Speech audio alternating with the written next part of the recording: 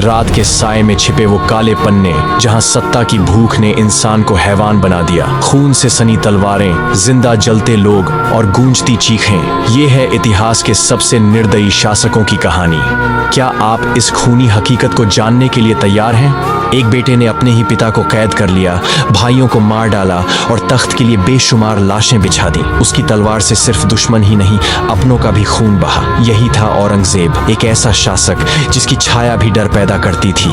जहां कभी घंटियां बजती थीं, वहां अब सिर्फ राख और चीखें बची थीं। काशी, मथुरा और सोमनाथ एक एक कर मंदिर मिटा दिए गए, पत्थर गिरे, लेकिन इतिहास की दीवारों पर औरंगजेब की क्रूरता हमेशा के लिए दर्ज हो गई। राजा जिसने सत्ता के लिए अपनों को मौत के घाट उतार दिया, जिसने हंसते हुए अपने ही खून के रिश्तों को धोखा दिया, और जब मौत आई तो उसी सिंहासन पर जहां से उसने हजारों की जान ली थी। जलालुद्दीन खिलजी। दक्षिण की धरती जल रही थी, आसमान धुएं से भरा था और हर तरफ लाशें बिछी थीं। खिलजी की सेना आई, कत्लेआम मचाया और एक पूरी सभ्यता को राख कर दिया। उन चीखों की गूंज आज भी इतिहास की गलियों में सुनी जाती है। जिसने भी उसकी बात काटी वह जिंदा जलाया गया। जिसने विरोध किया उसका सिर काटकर महल की दीवारों पर टांग दिया गया। राजा रणधीर सिंह, जिसे लोग राजा नहीं राक्षस कहते थे, सत्ता के नशे में वह खुद को भगवान मान बैठा था। जिसने उसकी पूजा नहीं की वह मौत का हकदार था, लेकिन जिसने दूसरों को जलाया वो खुद भी आग में ही भस्म हो गया।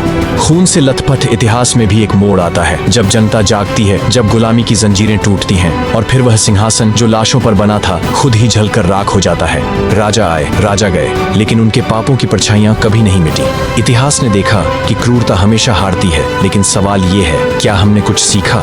क्या सत्ता हमेशा खून मांगती है? क्या इतिहास खुद को दोहराएगा या फिर कोई ऐसा राजा आएगा जो तलवार से नहीं इंसाफ से राज करेगा? अगर वीडियो अच्छा लगे तो लाइक करें और चैनल को सब्सक्राइब करें।